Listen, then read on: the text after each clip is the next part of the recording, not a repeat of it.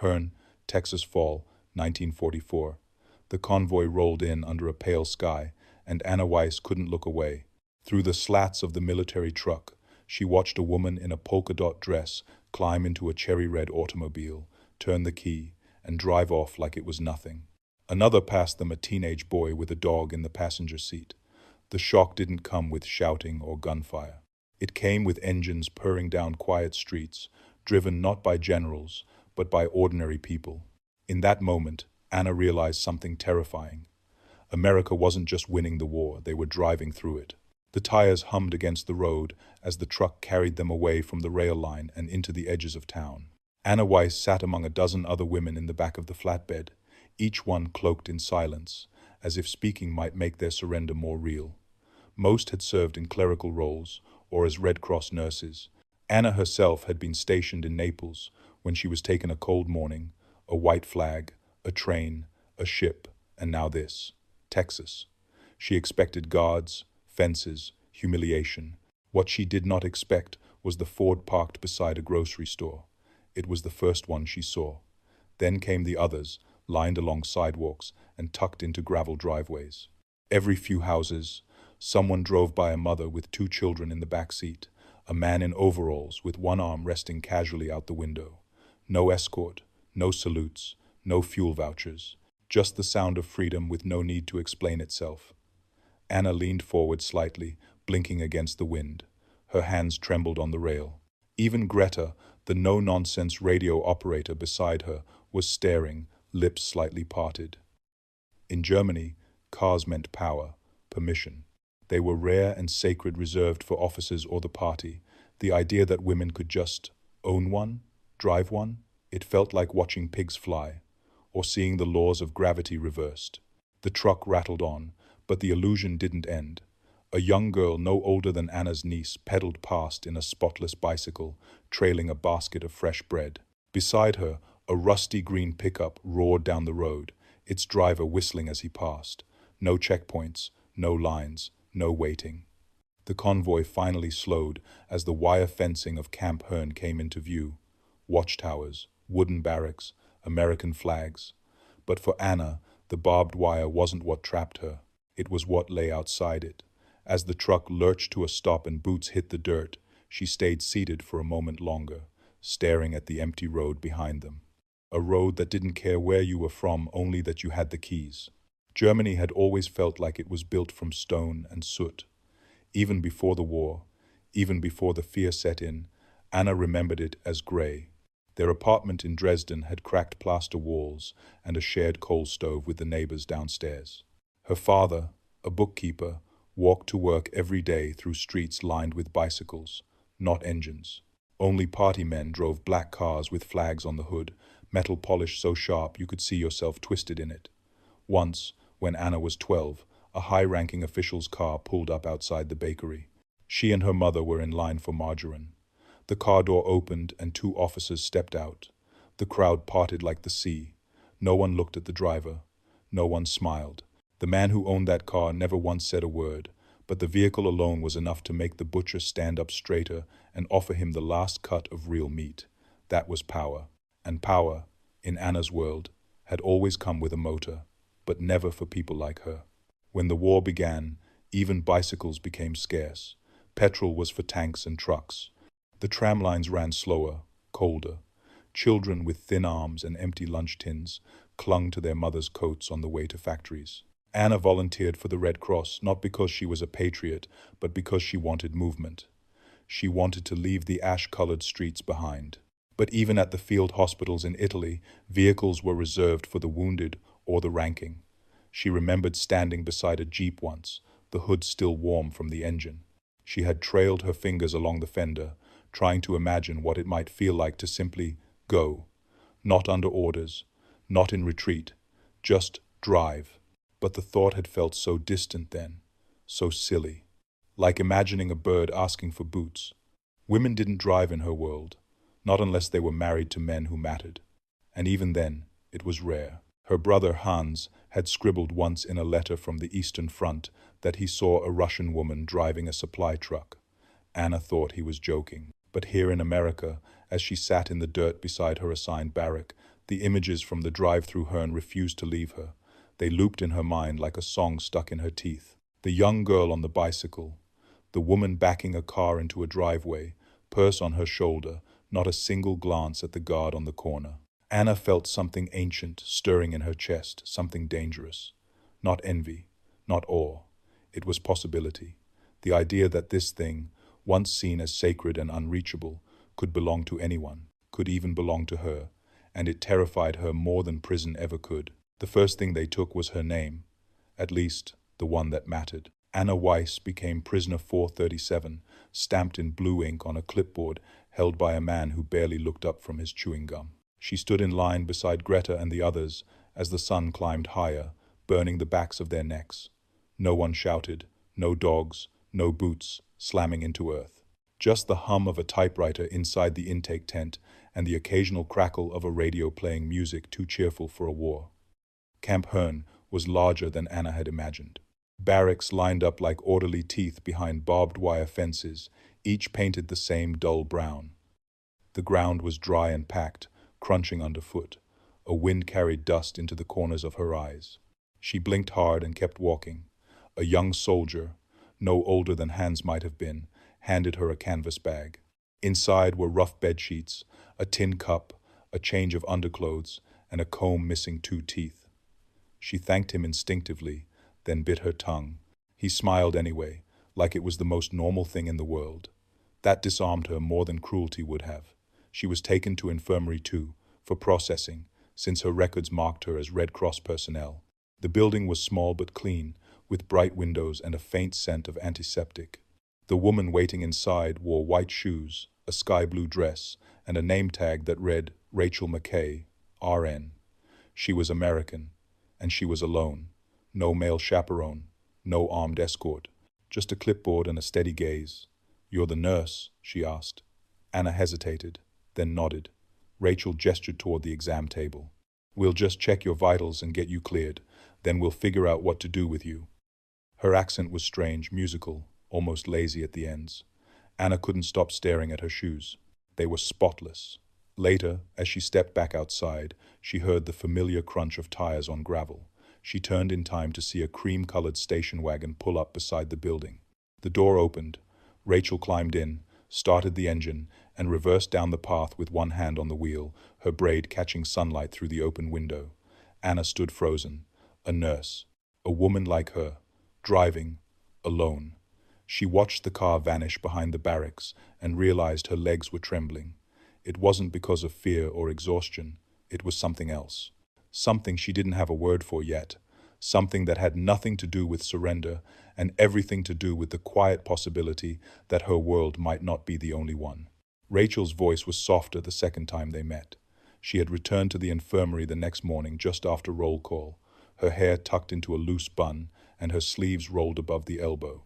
Anna was sweeping the floor, not because she had been ordered to, but because her hands needed something to do besides shake. Rachel didn't speak at first. She just walked past with a stack of bandages and began sorting cabinets. For a while, the only sound was the broom brushing concrete and the rattle of metal drawers. But eventually, Rachel asked, "Back home, what did you do?" Her tone was gentle, not suspicious. Anna hesitated, then answered, "Wartime nurse. Field station. Naples." Rachel paused, turned, and leaned against the counter. "That's a long way from Texas." Anna didn't reply, but something flickered in her chest, a strange warmth. They stood in that quiet for a moment, 2 women in a room full of iodine and ghosts, until Rachel nodded slowly. "Well, I guess that makes us colleagues." That word hit harder than any interrogation. Colleagues, as if they were equal, as if the war hadn't drawn a line through the center of their lives. Rachel picked up her keys and moved toward the door, but before she left, she looked over her shoulder. "My sister's learning to drive," she said. "She's 12. Anna stared at her.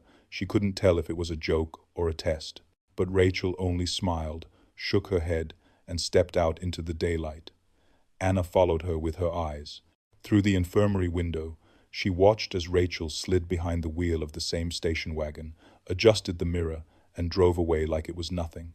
But it wasn't nothing, not to Anna. In Germany, Girls that age were learning to cook, to serve, to braid their hair tight and hide their thoughts tighter.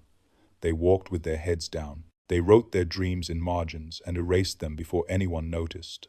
No girl Anna knew had ever touched a steering wheel. The idea that a 12-year-old girl could be preparing to claim the road not in secret, not in shame, stunned her.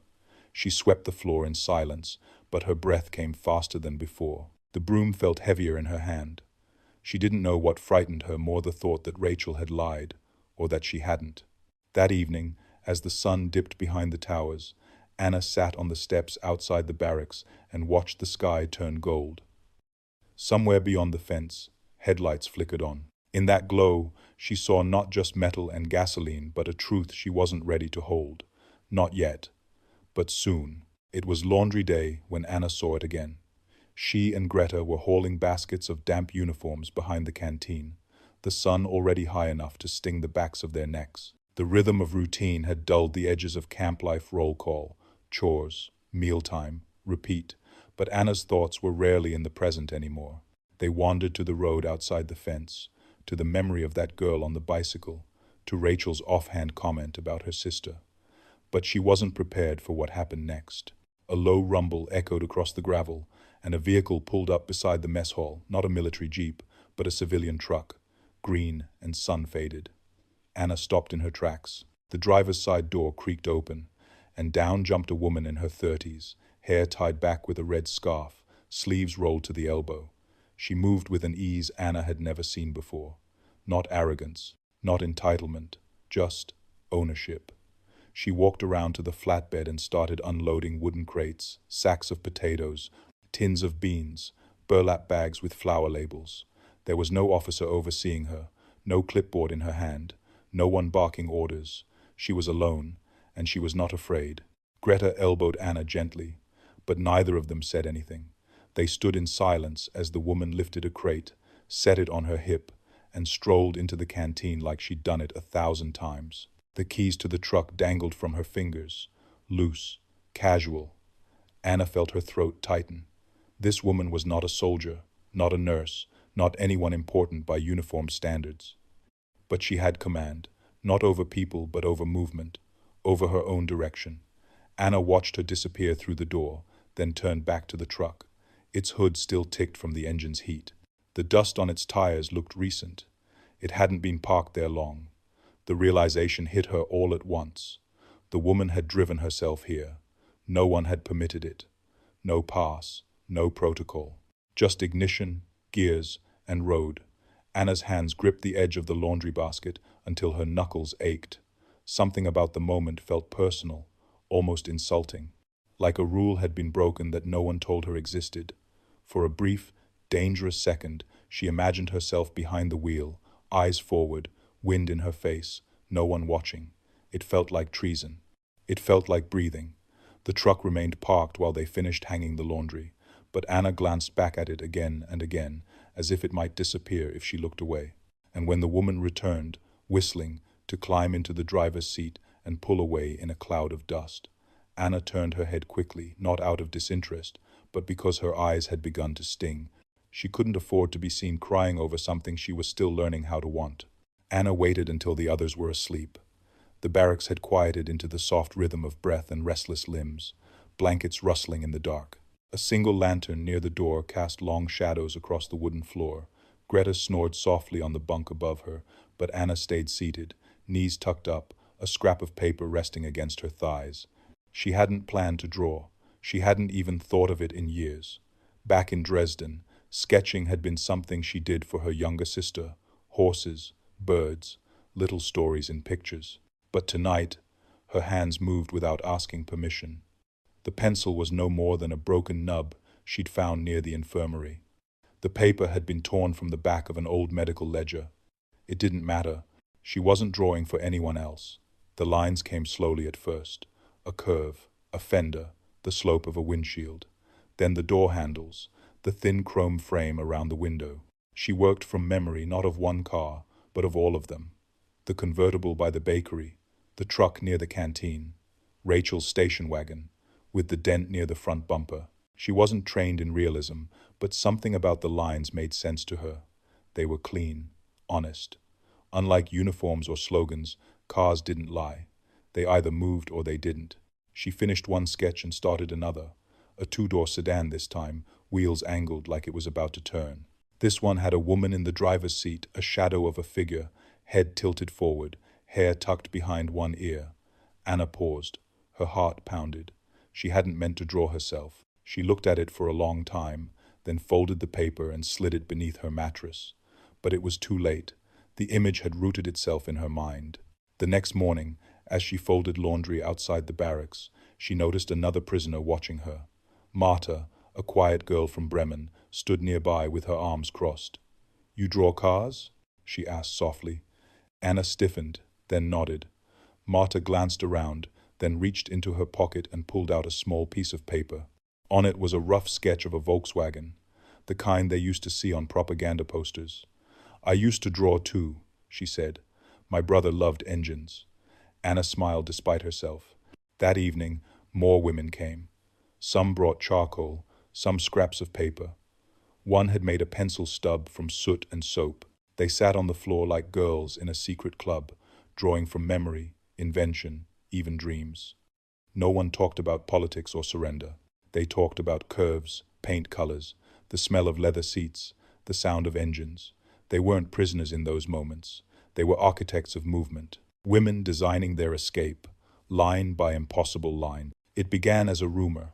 Someone from Barracks 8 had spoken to a new guard near the north fence, a younger man with a soft drawl and a face too kind for this place. He'd joked about his mother's Buick, how she refused to let anyone else drive it, not even his father. "She says it's hers," he'd laughed. "Bought it with her own wages." The story reached Anna by dinner. Greta leaned in close as they ate canned beans off metal trays and whispered, "They say housewives have cars. Not just nurses or teachers. Housewives." Anna said nothing, but her chest tightened. That night, when she returned to the barracks, she found Marta already sketching a long, sleek coupe with ribbon-like tail fins, completely imagined. Anna sat beside her, not to draw, but to ask, "Do you believe it?" Marta didn't look up. "I want to." The next morning, Anna was assigned to kitchen duty. She scrubbed pots in silence while two American soldiers joked over coffee near the doorway. One of them mentioned the word commute. The other groaned about traffic. Traffic.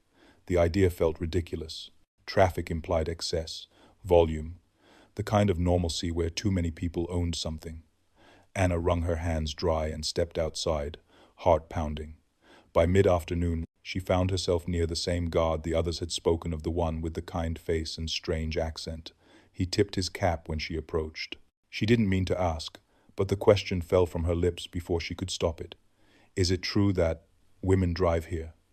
The guard blinked, then smiled, like it was the most obvious thing in the world. "Sure, my sister drives, my ma drives. Heck, even my grandma used to before her eyesight got bad." He laughed, then leaned forward a little. "This is America, miss. We all drive." Anna managed a nod, then turned quickly, pretending to busy herself with the stack of firewood nearby. Her stomach twisted. It wasn't disbelief anymore. It was displacement. Like the world she had known had been exposed as a shadow play on a wall, and this country, with its trucks and daughters and wide-open roads, was the stage behind it. She didn't know whether to feel anger or awe. That night, when the sketches came out again, she didn't draw a vehicle. She drew a hand, a woman's hand, knuckles light on a steering wheel. There was power in that grip, quiet and unremarkable, a strength no speech could match. She shaded it carefully, then passed the drawing to Marta without a word. The others circled close. No one laughed. No one questioned. For the first time, they weren't dreaming about escape. They were imagining ownership, not of land or language or ideology, but of something far more radical. Direction. The letter sat in Anna's lap like a secret too heavy to send. Her handwriting, once sharp and proud, looked unsure across the thin beige paper. She had rewritten the same paragraph 3 times already, and still it didn't say what she meant. Every week, they were allowed to send one letter home, watched by guards, filtered by censors. No talk of escape, no politics, no details about camp operations. But the rules didn't cover what Anna now struggled with. How to describe a freedom so casual it shattered everything she thought she knew. She had begun with small things. The food is simple, but there is enough. Then, the work is steady. And after that, the weather is warm. We do laundry in the Sunday. True things. Safe things. But not the thing that sat burning beneath her ribs. She looked around the barracks. Marta was seated on the floor, sketching headlights with charcoal, her tongue between her teeth. Another girl braided string into a bracelet near the window. Someone laughed quietly at a joke whispered under a blanket. Anna turned back to the paper. Her mother would want to know she was safe. That was the truth. But how could she write what was really happening, that the most dangerous thing in this camp was not cruelty, but clarity? That every day she watched a parade of proof that her world had been smaller than she realized? She dipped the pen again. "The roads here are wide," she wrote, "and there are so many cars, too many to count." She paused. It felt like betrayal, but she kept going. Women drive them, even girls, alone. She stopped. That last word, alone, echoed in her mind. She crossed out the sentence, stared at it, then rewrote it slightly softer. Some women seemed to have their own automobiles. It was still risky, but what else could she do? Stay silent? Pretend she hadn't seen it? She ended the letter with polite phrases, the way she always had. "I miss you. I hope the garden is still growing. Tell Lotte I think of her when the wind picks up." She folded it slowly, hands trembling. When the guard came to collect it, she hesitated for just a moment before handing it over. That night, sleep did not come easily. She lay awake, staring at the wooden ceiling, wondering how many of her words would be blacked out by ink before the letter ever reached Dresden, if it reached at all. But some part of her didn't care. Writing it down had made it real. She had taken something that once lived only in rumor and carved it into ink. The road was still closed to her, but for the first time, she had dared to say it existed. The dream came without warning. One moment Anna was asleep on her cot, the wooden slats groaning beneath her back. The next, she was moving through an open road, wind sweeping her hair across her face. The steering wheel felt worn beneath her fingers, familiar as breath. In the dream, she did not wear a uniform. There was no barbed wire, just sky, blue and endless. She didn't know where she was going, and it didn't matter. She was driving, not as a prisoner, not as a nurse, not as anything but herself. She woke with a gasp, heart pounding, the image still clinging to her skin like warmth after a fire. It was morning. The usual shuffling sounds of the barracks filled the room, boots hitting floorboards, voices low with sleep. But Anna stayed frozen under her blanket, staring at the ceiling. Something had shifted. The dream was not just a fantasy. It had felt like memory, like premonition, like a whisper from a world that had been waiting for her to catch up. She rose quietly, dressed, and stepped outside into the pale light. The sky was cloudless. The air held that faint smell of dust and cotton that only Texas seemed to know. Across the yard, Rachel's station wagon sat near the infirmary, its windows catching the light. Anna walked toward the laundry line, arms full, eyes fixed on the car. Not because she was curious anymore, but because she was no longer afraid to look. Greta joined her a few minutes later, humming something tuneless. "You're quiet this morning," she said. Anna didn't answer right away. She was watching the gate, where a truck rolled by with two men up front and a woman riding in the back. The woman laughed at something one of them said. Her hair blew freely behind her. "Have you ever thought," Anna asked slowly, "what it would feel like to just go somewhere without being told to?" Greta squinted. "What do you mean?" Anna shrugged. "To move, just because you want to. To wake up and say, 'I'll go to the next town,' and then do it." Greta smirked. "You want to run away?" But there was no mockery in her voice, just curiosity. Anna shook her head. "No, I just want to know what that feels like." Greta didn't reply, but she didn't laugh either. They hung the laundry in silence. Anna folded a sheet with more care than it deserved. The dream had faded, as dreams do, but something in her body still remembered the feeling, the wheel in her hands, the road unraveling ahead, the noise of nothing but wind. That evening, when she sketched again, she didn't draw the car this time. She drew a road, narrow, cracked, vanishing into horizon. No fences, no soldiers, just a line disappearing into freedom. It started with the way Marta walked, not defiantly, not with arrogance, just straighter, as if some invisible burden had loosened across her shoulders. Anna noticed it one morning as they walked to the mess hall. Marta wasn't hurrying like the others. She wasn't looking at the ground. She paused once to wave at a guard who had helped carry firewood the day before. The wave wasn't returned, but it didn't matter. The gesture itself had changed something. Inside the barracks, it continued. The drawings were spreading. Not just cars, now roads, houses, maps of imagined towns.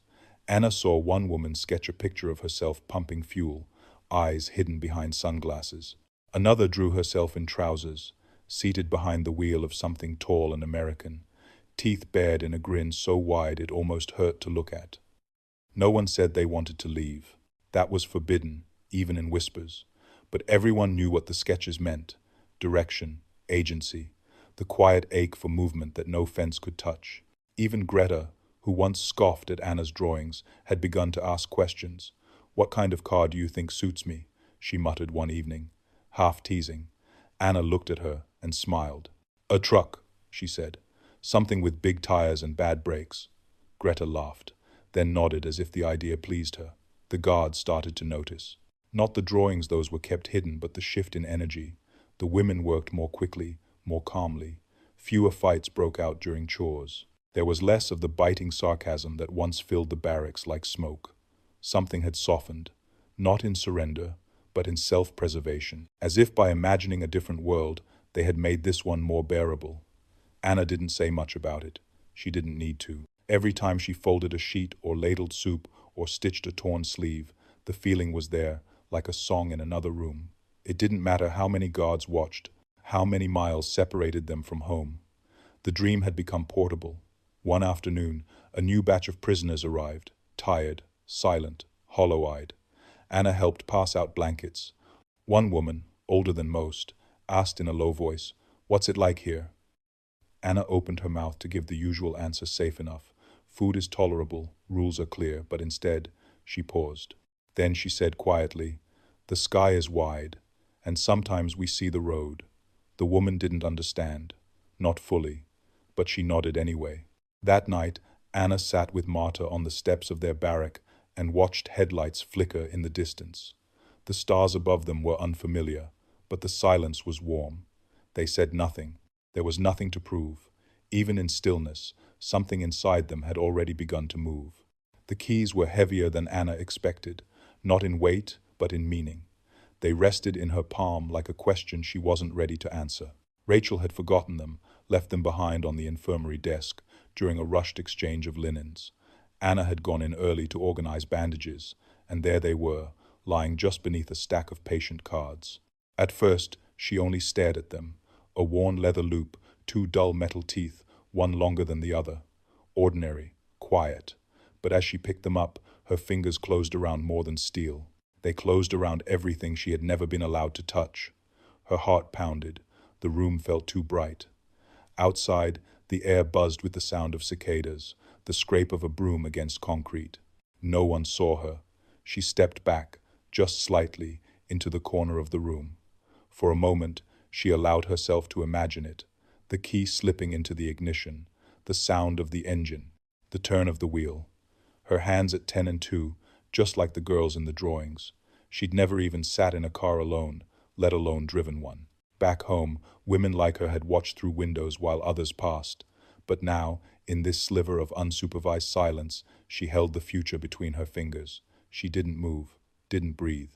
Just listened to the weight of it pressing against her skin. The door creaked. Anna jolted and quickly placed the keys back on the desk. Rachel entered, face flushed, a clipboard tucked under one arm. She looked around, then spotted them. "Good," she said, almost to herself. "I thought I'd lost them." She swept them up, clipped them to her belt, and smiled without suspicion. "Thanks." Anna nodded. Her voice caught in her throat. Rachel glanced at the clock and moved toward the back room, humming softly. Anna remained frozen, her pulse still loud in her ears. That night, she said nothing to the others, not even Marta. But when she sketched by lantern light, her hand moved differently. She drew not just the car, but the key. Then her own fingers wrapped around it. Then a lock, a door, a road opening like a crack in the world. She didn't need to drive it, not yet. The holding had been enough. For one brief moment, she had crossed a boundary no guard could monitor, the border between wanting something and knowing it was possible. And once that line was crossed, nothing could go back to the way it was. Not even her. The news came like thunder under clear skies. Germany had surrendered. The words spread through Camp Hearne, not with celebration, but with a strange, hollow quiet, as if no one quite knew what to do with them. Some women wept. Others sat down hard where they stood. Greta punched the wall behind the latrine, then cried silently into her sleeve. Anna said nothing. She only stood by the fence and watched the dust swirl along the empty road beyond it. It was over. At least, that's what they were told. But the war had lived in them so long it was hard to tell where it ended, and they began. There would be no more commands, no more reports to file, no more supply shortages or wounded boys bleeding out on canvas beds. And yet, Anna didn't feel lighter. She felt adrift, as if her purpose had evaporated in the heat. That afternoon, a radio played near the mess hall, a jubilant voice crackling in English, something about victory, about the world turning a page. Rachel walked past the barracks with a bundle of medical forms and gave Anna a tired smile. "Looks like you might be going home soon," she said. Anna nodded. She didn't know what home meant anymore. Dresden might still stand, but the world that raised her was gone. And even if it hadn't crumbled, she could no longer fit back into it. That night, as the barracks stirred with talk of transport ships and repatriation, Anna sat with her sketchbook and flipped through the pages. Car after car, road after road, each drawing a fragment of a life she hadn't lived but had dared to imagine. One sketch stopped her. A simple profile of a woman behind the wheel.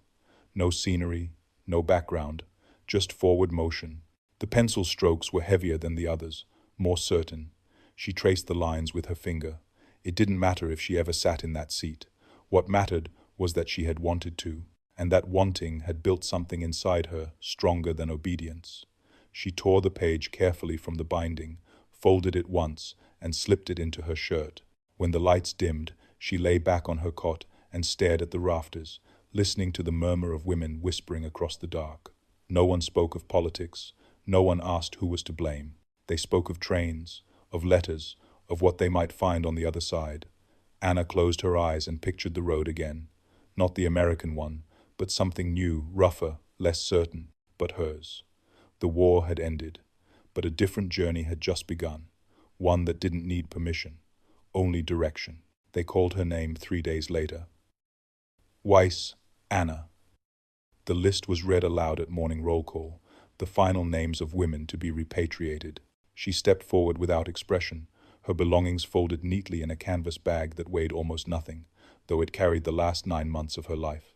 The camp looked smaller now, the fences less menacing, the towers almost sleepy in the warm haze of late summer.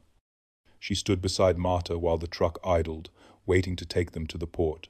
Around them, some women exchanged letters or final glances, but most stood quietly, unsure whether to feel joy or dread.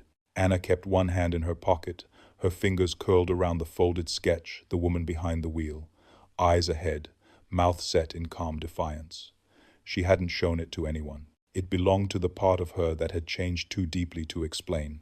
The truck pulled away from Camp Hearne with a low groan, and Anna didn't look back. She stared ahead, past the dust and the horizon, past the wire, past the uniforms, towards something she still couldn't name.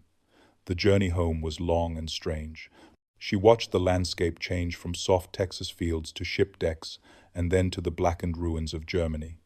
Dresden was still standing, though scarred. Her mother had aged, her hair streaked with silver that hadn't been there before. Her sister, Lotte, was taller and quieter. The family apartment had survived, but the world around it had not. Fuel was rare. Ration cards still ruled the cupboards, and no one drove. Not anymore. Not yet.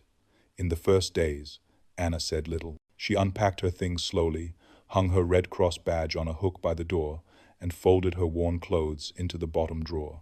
But at night, when the streets went dark and the radios fell silent, she pulled out her drawings. They had come back with her, wrapped inside her underclothes, to avoid questions. She spread them out on her bed, a gallery of imagined freedom, and stared at them like old friends. One evening, Lottie peeked into her room and saw the sketches. She picked one up. "You drew these?" Anna nodded. Lottie traced the outline of a car with wonder. "They're American, aren't they?" Anna didn't answer. She took the drawing of the hand on the key, the one that had marked the shift, and pinned it to the wall above her bed. For weeks, it hung there untouched. Then one morning, she walked to the corner of the city where the tram lines ended. She stood beneath the open sky, the wind lifting her hair, and watched the empty street. No cars came, but still she waited. Because now she knew what it meant to want something. And once you know that, the waiting becomes its own kind of motion. If this story moved you, share it with someone who thinks freedom only begins with a flag. Sometimes it begins with a wheel. Subscribe for more untold truths from the women of World War II, where even silence had a story.